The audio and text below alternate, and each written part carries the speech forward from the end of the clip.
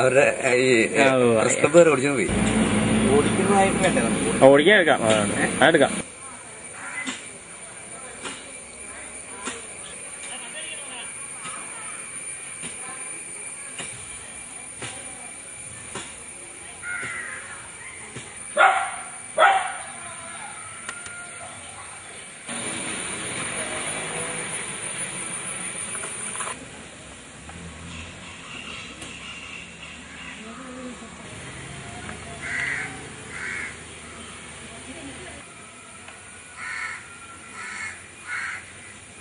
നമ്മുടെ അടുത്തുള്ള സുഹൃത്തിന്റെ വീട്ടിൽ നിന്ന് ആണ് നിറയ്ക്കുന്നത്. ഇപ്പൊ ഇവിടെ പ്ലാന്റ് ഇല്ല.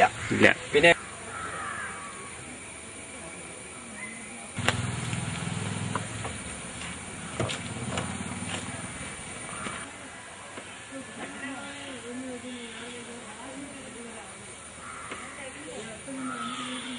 ആദ്യം വേസ്റ്റോ അല്ലെങ്കിൽ ചാണകവെള്ളമോ മറ്റൊരു ട്യൂബ് വഴി നേരെ അത് ഈ ഇന്ധനം എത്തിക്കുന്നു. ഗ്യാസ് കൺവെർട്ടറിന്റെ ഔട്ട്പുട്ടും വാഹനം ഓടിക്കാം എന്ന് തെളിയിച്ചിരിക്കുകയാണ്. സാധാരണ ഒപ്പം തന്നെ നല്ല പുള്ളിംഗ് പവറും 17,000 രൂപ മുടക്കി ആക്രിക്കടയിൽ നിന്ന് വാങ്ങിച്ച ഒരു വാഹനമാണ്. LPG ഗ്യാസിനെ കഴിഞ്ഞും കുറേയൂടെ ശക്തമായ രീതിയിൽ ഓടിക്കുവാൻ കഴിയുന്നുണ്ട്. നല്ല മൈലേജും കിട്ടുന്നുണ്ട്. ഇതുകൊണ്ടുള്ള നമ്മുടെ സാമൂഹികമായ ഒരു നേട്ടം എന്ന് പറയുന്നത് മാലിന്യത്തെ ഇല്ലായ്മ ചെയ്യുന്നതിനും വളരെ തീവ്രമായ പെട്രോൾ വിലക്കയറ്റത്തെ ഒരു പരിധിവരെ പിടിച്ചു നിർത്തുന്നതിനും ഇത് സഹായകരമായിരിക്കും എന്ന് വിചാരിക്കുന്നു.